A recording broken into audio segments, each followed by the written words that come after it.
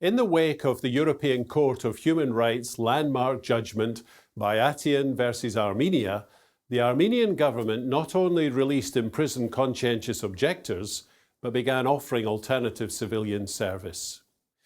Two prominent human rights experts, Mr. Niles Muzhnieks and Mr. Richard Clayton, discuss how this right of conscientious objection to military service is now recognized as part of one's freedom of thought, conscience, and belief.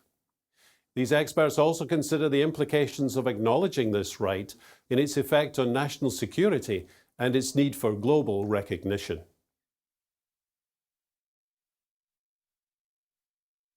Well, the current standard, I think, was enshrined in the Bayatian against Armenia judgment of the European Court of Human Rights, is that under Article 9 of the Convention, freedom of thought, conscience, and religion, there is a right to conscientious objection. And if somebody's beliefs prohibit them from doing military service, then forcing them to do this service is a violation of their freedom of religion, belief, and conscience. The most important development has been the Grand Chamber decision of the European Court of Human Rights in relation to Armenia.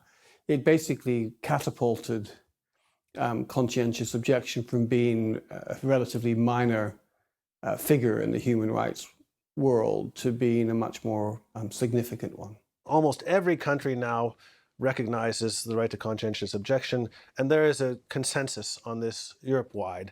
And this is why they took this path-breaking judgment. And I think the court was very far-reaching in recognizing that a consensus now exists, and this is no longer a matter for individual member states to decide.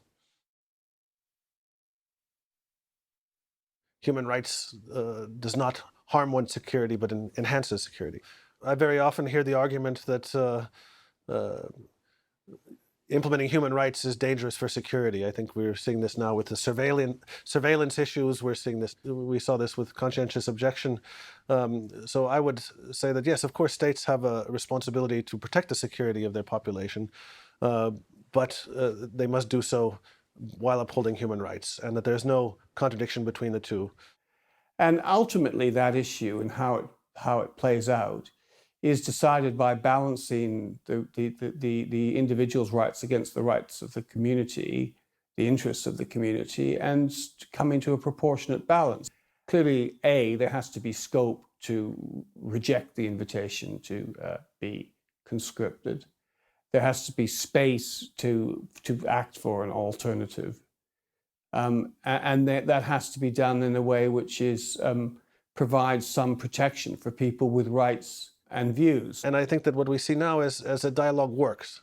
Dialogue can lead to positive change, and that change does not harm anybody's security. It doesn't reduce anybody else's rights, but that it's good for Armenia and it's good for Europe. The question of conscientious objection being part of an individual's right to express their thoughts is a universal point which ought to prevail in any part of the world. There's no reason why one should regard it as an inherently European. I mean, it's just an issue of principle, and the principle seems to me to have equal force wherever it applies. So I'm hoping that this will have good echo effects, and that member states will be proactive and change their policies and not wait for additional judgments from the European Court of Human Rights. The Bayatian judgment certainly indicates that any country has to rethink the way it addresses these things. The viewpoint of the international community is clear. The right of conscientious objection to military service applies everywhere as part of one's freedom of thought, conscience, and belief. In practice, all but a small number of countries recognize this fundamental right. Even so, many are now in prison in Eritrea, Nagorno-Karabakh, Singapore, Turkmenistan, and more than 600 in South Korea. Jehovah's Witnesses look forward to the time when all respect the dignity of fellow humans and their conscience.